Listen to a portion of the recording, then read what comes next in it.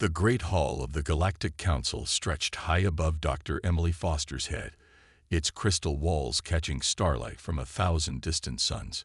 She stood straight and proud, her blue diplomatic uniform crisp despite the long journey from Earth. At 55 years old, she had spent her entire career preparing for this moment. The human petition for council membership is now under review, announced first speaker Zach Still, his crystalline form shifting colors as he spoke. Dr. Foster, you may present Earth's case. Emily stepped forward, her footsteps echoing in the vast chamber. Around her, representatives from over 300 alien species watched from their floating platforms. Some looked like collections of light, others like living mountains.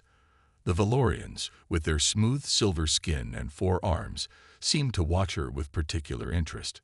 Honorable Council, Emily began, her voice clear and steady. Earth comes before you as a unified planet. In the past 50 years, we have achieved faster-than-light travel, established colonies on Mars and Europa, and developed peaceful trade with the Centaurian merchants.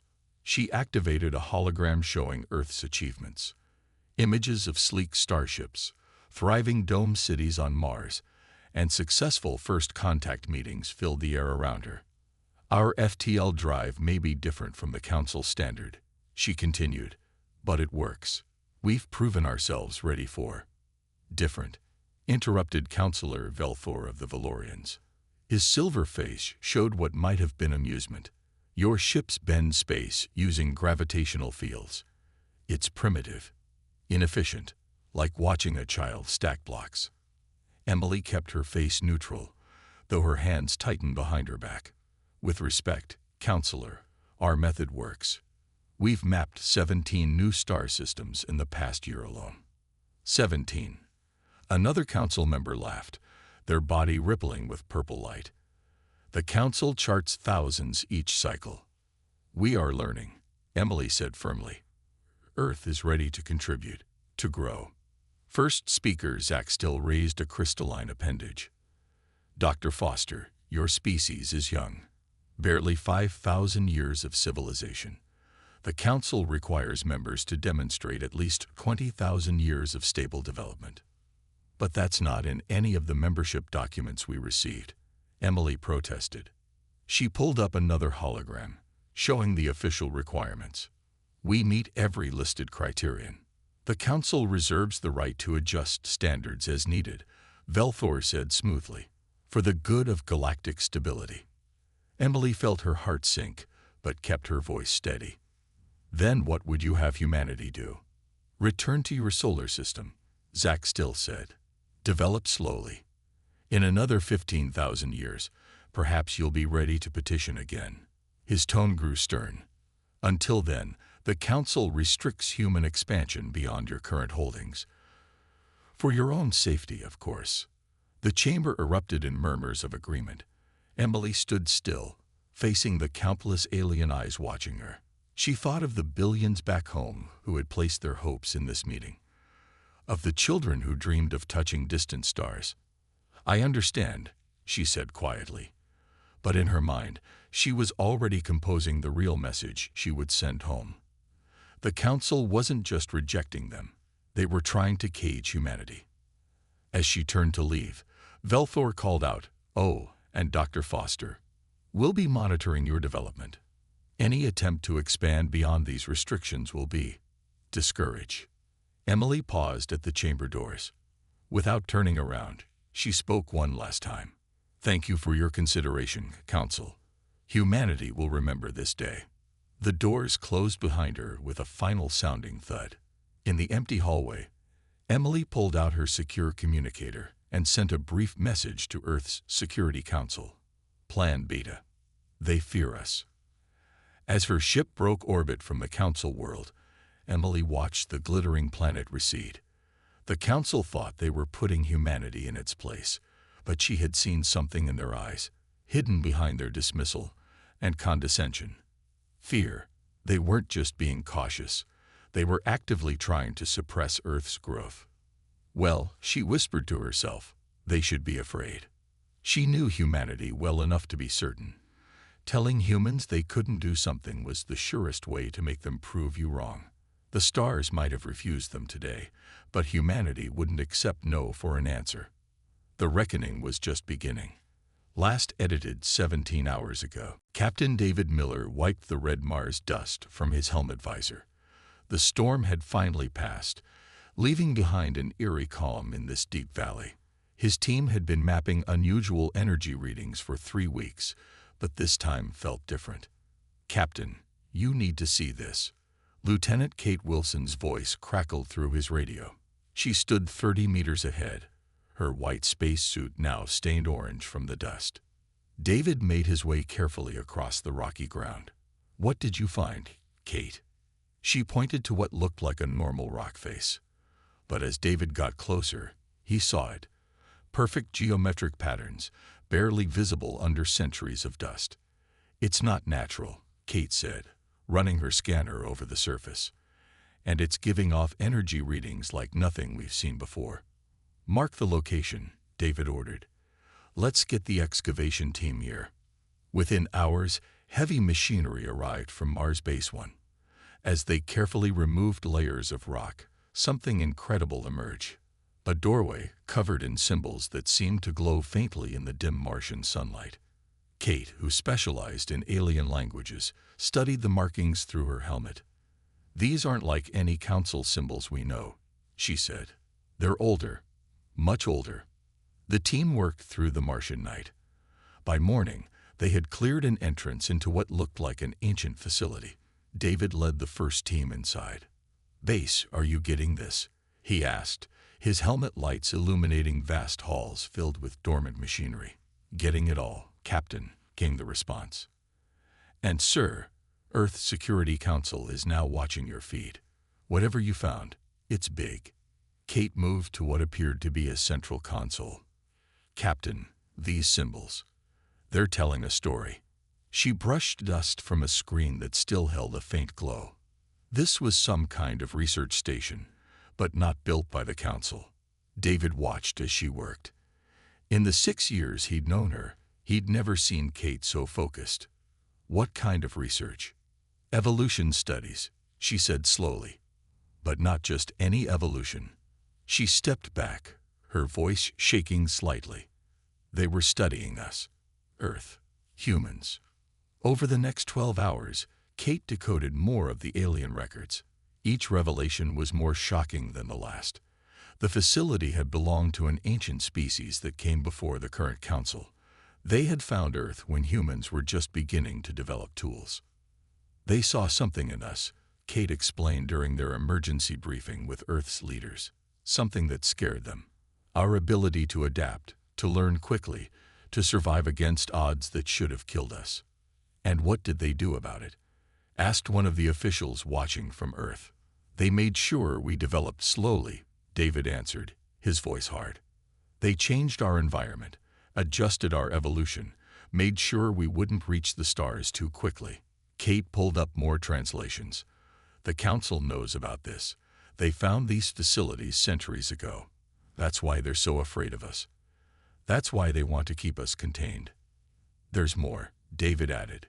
"This facility, it wasn't just for studying us. It was for developing weapons and technology, advanced stuff, way beyond what the Council has now.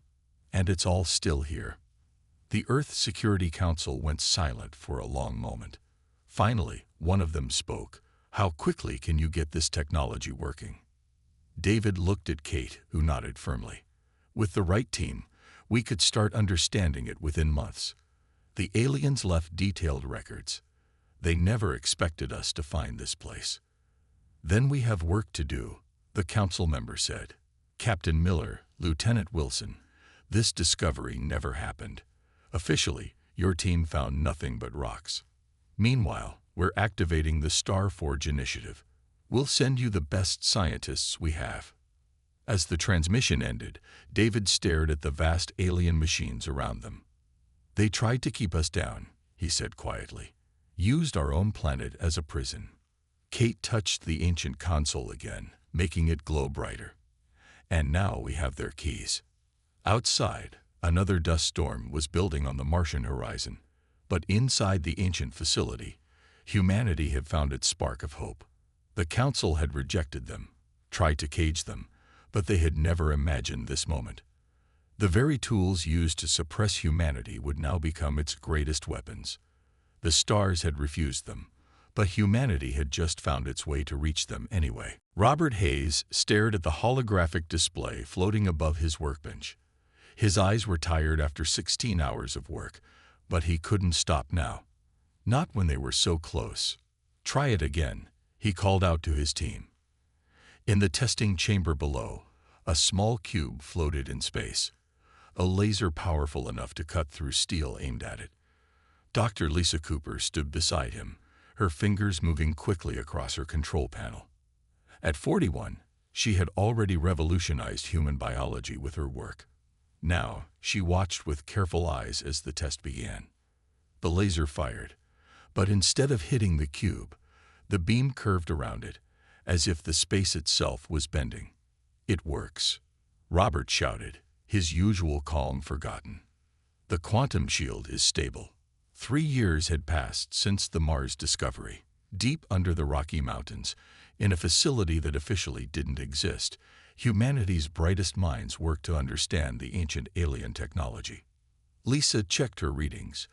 Power consumption is only 12% of what the Council's shields use. They're not going to expect this. Robert nodded, thinking of how the Council had dismissed human technology as primitive. If they only knew what was happening in secret bases across Earth and Mars. The door slid open, and General Sandra Wright walked in. She had been chosen to lead the Starforge initiative, and her presence usually meant big news. "How's the shield testing going?" she asked, though her slight smile suggested she already knew. "Better than we hoped," Robert replied. "But that's not why you're here, is it?"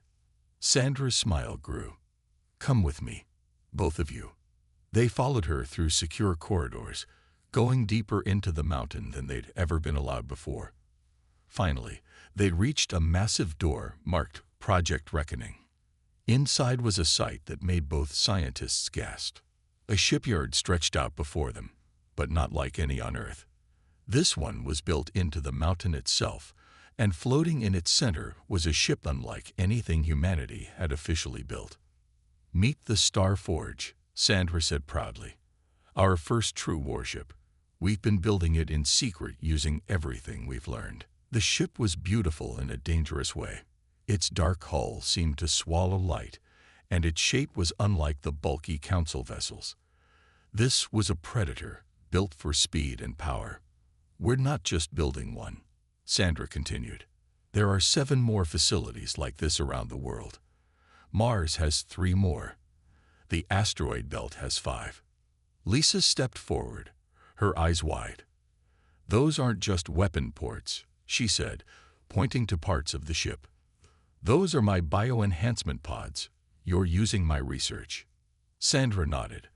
"Every ship will carry enhanced crews, faster reaction times, stronger bones for high-G maneuvers, better healing. Your work is helping us overcome our human limitations." Robert walked around the ship's hologram, studying its systems. "My quantum shields, Lisa's bioenhancements, the reverse-engineered alien tech. How many people know about this?" "Only those who need to," Sandra answered. "The Council thinks we're quietly accepting their restrictions. Their monitoring stations see exactly what we want them to see." A technician approached with a tablet. "Dr. Hayes, we're ready to install your shield system on this ship. Dr. Cooper, we need your final approval on the crew enhancement protocols." As they worked through the night, Robert thought about how far they'd come. The Council had expected humanity to accept its place and develop slowly. Instead, they had sparked a revolution in human technology and unity. 10 hours later, Robert and Lisa stood together, watching the Starforge's first systems test. "Do you ever wonder if we're going too far?" Lisa asked quietly. "Building a secret fleet, enhancing our people, preparing for war." Robert remembered the alien records from Mars, showing how their species had been held back for thousands of years. "They didn't just deny us the stars," he said. "They tried to cage our potential. Everything we're doing is just claiming what should have been our natural growth. Through the massive viewing window, the Starforge's engines glowed to life, bathing the underground chamber in blue light. More ships would follow, hidden from the Council's watching eyes. The stars had refused humanity a place among them. Now, humanity was preparing to take it anyway. Captain Amy Chen's hands gripped the controls of the research vessel Dawn Explorer as the ship moved quietly through space near Proxima Centauri. On the surface, they looked like a simple survey mission. Below decks, hidden labs held some of humanity's most important research. Another routine day, her first officer, Commander John Martinez, said with a small smile. At 40, John had been with Amy on 3 deep space missions. They both knew there was nothing routine about their real mission. The ship's sensors beeped softly. Amy's eyes narrowed at the reading. "We've got company. Valerian patrol ship, coming in fast. They shouldn't be able to detect our labs," John said, but his voice was tense. "The shielding." A harsh voice cut through their communications. "Human vessel, you are in violation of Council space. Power down your engines immediately." Amy straightened in her chair. "This is Captain Chen of the Dawn Explorer. We're conducting approved research within human territory. Proxima Centauri is within our permitted range. Our scans show unusual energy readings." The Valerian ship responded. "You will prepare for boarding and inspection." Amy's mind raced. Below decks, their labs held proof of humanity's secret advances. If the Valerians found it, everything would be exposed before Earth was ready. "John," she said quietly, "get the research data to the escape pod. You know where to take it." He started to protest, but she cut him off. "That's an order, Commander." The Valerian ship was closing fast, its weapons already powered up. They were larger, stronger, and had every right under Council law to board them. Amy opened the ship-wide comm. "All hands, this is the captain. Enact Protocol Omega. Get to the escape pods."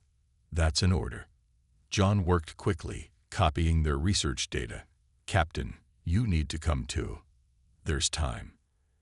Amy shook her head, her eyes on the approaching Valerian ship. "Someone needs to make sure they don't follow the pods. Someone needs to clear your escape path." She managed a small smile. "Besides, they need to believe they destroyed whatever was making those energy readings." "Amy, please. Go, John. Make sure Earth gets that data. Make sure this means something." The Valerian ship fired a warning shot across their bow. "This is your final warning. Power down, or we will fire." Amy waited until John's pod and the others launched. Then she turned her ship to face the Valerians. Her fingers flew across the controls, powering up systems that her ship shouldn't have had. "Human vessel, what are you?" Amy cut them off. "You want to see our energy readings? Let me show you." She fired everything the ship had, weapons that weren't supposed to exist, shielding that shouldn't have been possible. The Valerian ship reeled back, clearly surprised by the strength of her attack. But they were still bigger, still stronger. Amy knew she couldn't win. She didn't need to. She just needed to convince them that they'd destroyed whatever secret technology they detected. As the escape pods carrying her crew disappeared into faster-than-light speed, Amy aimed her ship directly at the Valerian vessel. "For Earth," she whispered, and pushed her engines to critical. The explosion lit up the space around Proxima Centauri like a new star. 2 weeks later, Commander John Martinez stood before Earth's Security Council. His voice was steady, but his hand shook slightly as he gave his report. Captain Chen saved the mission, saved the research, and saved her crew. She made sure the Valerians would believe they destroyed whatever advanced technology they detected. He paused. "But they crossed into our territory. They fired first. They killed one of our captains." The room was silent for a long moment. Finally, one of the council members spoke. "This changes everything. We can't keep playing by their rules if they won't do the same." Another member nodded. "Send word to all secret facilities. Operation Reckoning begins now." And let's make sure everyone knows about Captain Amy Chen. Her sacrifice won't be forgotten. As John left the council chamber, he looked up at the stars through a window. The Valerians thought they had destroyed a single ship with strange readings. Instead, they had given humanity its spark of rage, its moment of unity. The stars had refused them, and now one of their own had died defending humanity's future. The time for hiding was over. The time for reckoning had begun. Admiral William Nash stood on the bridge of the Star Forge Alpha, watching as his fleet of 50 ships emerged from their hidden shipyards in the asteroid belt. Each vessel was a masterpiece of hidden human engineering, their black hulls drinking in the starlight. All ships reporting ready, Admiral, his communications officer said. The Valerians still haven't detected us. William smiled grimly. At 55, he had spent decades in Earth's space forces. Now he would lead humanity's first strike. Send the signal to all ships. Operation Reckoning begins now. The fleet moved silently through space, their new quantum drives leaving no trace. On the diplomatic channels, Rachel Parker was delivering Earth's message to the Galactic Council. Humanity withdraws from all agreements, she was saying. Your restrictions end today, and we demand justice for the illegal attack on our research vessel. The Council was still arguing about this when William's fleet appeared above the largest Valerian outpost in the sector. The Valerian ships on patrol were caught completely by surprise. This is Admiral Nash of Earth, he broadcast. You are hereby charged with the murder of Captain Amy Chen and the illegal attack on a human vessel. Power down your weapons. The Valerian commander's response was quick and angry. You dare to threaten us? Your primitive ships are no match for. William cut the transmission. All ships, activate quantum shields. Show them what humanity has been building. The Valerian ships opened fire, but their weapons couldn't touch the human vessels. The quantum shields, Robert Hayes' masterpiece, bent space itself around each ship, making them nearly impossible to hit. Return fire, William ordered. Targeted strikes only. We're here for justice, not slaughter. The battle was short but dramatic. The human ships moved with incredible speed, their enhanced crews working in perfect unity. The Valerian weapons were useless against the quantum shields, while the human ships' new weapons cut through their defenses easily. Within an hour, the entire Valerian outpost had surrendered. Not a single human ship was lost. Send the battle footage to all Council species, William commanded. They need to see that everything has changed. On the diplomatic front, Rachel Parker was receiving urgent messages from dozens of alien species. Some were angry, but others were impressed. And a few were more than that. Admiral, she called through the secure channel. We're getting encrypted messages from other species who've been restricted by the Council. They want to talk. A Centaurian ship decloaked near the fleet, broadcasting on a secure frequency. We've been watching, their captain said. We too were held back, told we were too young. We want to join you. More ships appeared, species that had been denied, restricted, or suppressed by the Council. They had all been waiting, watching, hoping someone would finally stand up. William looked at his tactical display as more and more friendly signals appeared. Send word to Earth. Phase 2 can begin. Across human space, hidden shipyards revealed themselves.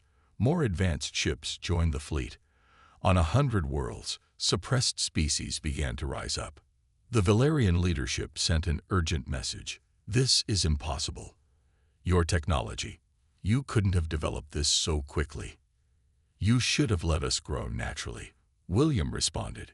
Instead, you made us find our own way. We found the ancient ruins on Mars. We know what you did to us, how you tried to keep us down. Those days are over. Rachel's voice came through again. Admiral, the Council is in chaos. The truth about their suppression of younger species is spreading. 3 more fleet groups have joined us. The revolution is spreading faster than we hoped. William watched as his fleet grew, ship after ship joining from species who had all faced the same oppression. The stars had refused them all. and now they were united in their response. "Send word to all ships," he ordered. "Set course for the Council headquarters. It's time they learned that every species deserves a chance to reach the stars." The combined fleet jumped to FTL speed, their quantum drives lighting up space like new constellations. The revolution wasn't just human anymore. It had become a movement for all the species the Council had tried to cage. The stars had refused them. Now the refused were becoming an unstoppable force. Engineer Mark Stevens worked quickly in the massive hangar of the Starforge Alpha. Around him, ships from 12 different alien species waited for upgrades. At 33, he had become humanity's expert on adapting their new technology for allied species. "The quantum shields are ready for the Centaurian ships," he called to his team. "Start on the Rigelian vessels next." Ambassador Sarah Wright watched from an observation deck above. At 46, she had become the voice of what they now called the Liberation Coalition. Ships kept arriving, more species joining their cause every day. "Another 3 species have requested to join," her assistant reported. "All of them were denied Council membership in the last century." Sarah nodded, watching as human engineers worked side by side with alien technicians. "How many does that make now?" 28 species in total. All of them held back by the Council. All of them ready to fight. On the main screen, reports showed coalition forces freeing restricted worlds across the galaxy. The Council's power was crumbling as their secrets came to light. Mark climbed up to the observation deck, his hands still dirty from work. "Ambassador, you need to see this. We found something interesting in the Rigelian ships." He pulled up technical drawings on a display. "Their engines, they're different from ours, but they work on similar principles. The Council didn't just hold us all back, they pushed us all in different directions. But together," Sarah's eyes widened as she understood. "Together we each have pieces of technology they kept separate. If we combine them, we're already stronger than the Council," Mark said excitedly. "But if we share all our knowledge, develop new technology together." The hangar doors opened as another fleet arrived. These ships were from the water worlds of the Aquarian systems, organic-looking vessels that seemed to swim through space. "They were told their technology was too strange," Sarah said softly, "that it didn't meet Council standards. But look at them. Their ships can heal themselves. Imagine combining that with our quantum shields." Mark was already drawing up plans. "Give me 2 weeks with their engineers. We'll create something amazing." Reports kept coming in from across the galaxy. The Council's grip was failing. More of their member species were learning the truth, how the Council had been suppressing younger civilizations, keeping them separated, ensuring no one group got too powerful. In the hangar below, a Centaurian engineer made a breakthrough with her human counterparts. Their combined research created a new type of sensor that could see through quantum distortions. Nearby, Rigelian power systems were being merged with human shield technology, making both stronger. "This is what they feared," Sarah realized, watching the cooperation below. "Not just that we grow too strong, but that we'd help each other grow." A priority message flashed on her screen. A Council diplomatic vessel was approaching under a flag of truce. They wanted to negotiate. "They're scared," Mark said, reading the message.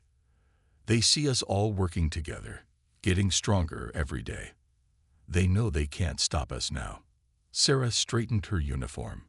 "Send word to all coalition species. The Council wants to talk. Let them see exactly what they created when they tried to keep us apart." The hangar bay transformed into a meeting hall. Representatives from all 28 coalition species gathered. Their ships filled space around the Starforge Alpha, each one upgraded with combined technology that shouldn't have existed yet. As the Council diplomats arrived, they found not angry rebels, but a united force of species working together, growing together. Their worst fear had come true. The younger races had not only broken free, they had found each other. "Welcome to the Liberation Coalition," Sarah greeted them. "You wanted us to develop slowly, to stay separate and weak. Instead, You taught us to help each other grow strong. Around her, humans worked with aliens of all kinds, sharing knowledge, combining technologies, creating something new and powerful. The stars had refused them all, but together they had found their way forward anyway. The time for hiding was over. The time for separation was done. A new age of cooperation and shared growth was beginning, whether the Council liked it or not. Fleet Admiral Laura Bennett stood on the bridge of the Liberation Fleet's flagship, watching as over 1,000 ships from 30 different species moved into position around the Council's capital world. At 50 years old, she had been chosen to lead this final mission. All Coalition ships report ready, her communications officer announced. The Council's defense fleet is moving to intercept. Beside her, Council defector Daniel Morris worked at a tactical station. Once a high-ranking Council security officer, he had joined the Coalition after discovering the truth about his superiors. The Council is in full session, Daniel reported. All the major species are present. They still think they can stop this. Laura's voice was calm as she opened a channel to all ships. This is Fleet Admiral Bennett. Today we end the Council's policy of suppression. Remember our orders, minimal casualties. We're here for justice, not revenge. The Council's defense fleet was massive, but they were facing something unprecedented. Ships from dozens of species, each combining technologies in ways the Council had never imagined possible. They're broadcasting a warning, Daniel said, demanding we withdraw. Laura opened a channel to the Council chamber itself. This is Fleet Admiral Laura Bennett of the Liberation Coalition. Your time of control is over. Surrender peacefully. First speaker Zach Still's voice came back, angry and afraid. You dare to threaten the Council? Your species are too young to understand. We understand perfectly. Laura cut in.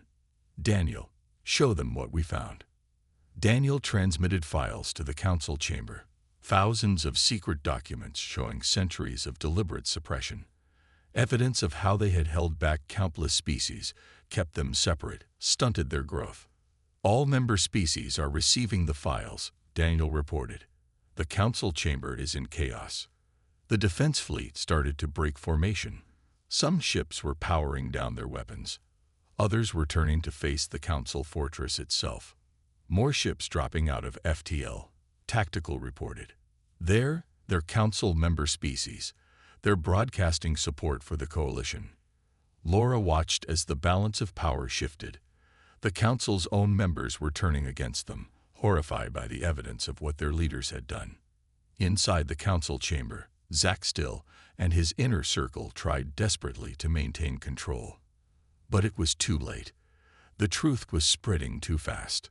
Coalition forces, Laura announced, move in and secure the Council fortress.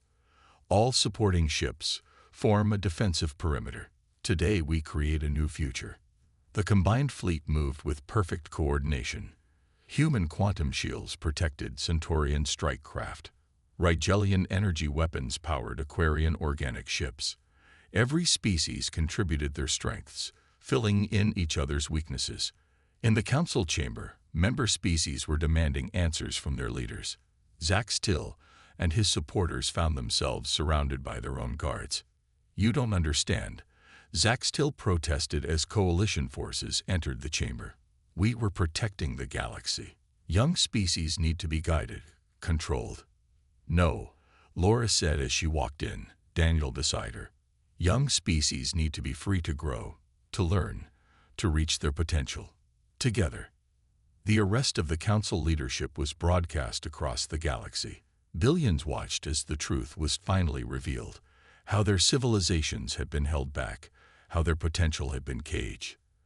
But they also saw something else, species working together, helping each other grow stronger. The Coalition wasn't just a military force. It was proof that cooperation was better than control. 1 month later, Laura stood in the same chamber where Dr. Emily Foster had once been rejected. But now it was different. Representatives from hundreds of species, both former Council members and liberated races, were meeting as equals. The age of suppression is over. She announced to the gathered species.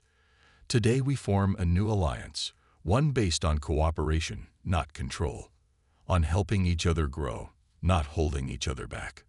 The new Galactic Alliance was born that day. No more would young species be told they weren't ready for the stars. No more would civilizations be kept separate and weak. As she looked out at the representatives of so many worlds working together, Laura thought about how it all began, with humanity being told they weren't ready for the stars. The stars had refused them all. But together, they had become something greater than the Council had ever imagined possible. They had become the reckoning.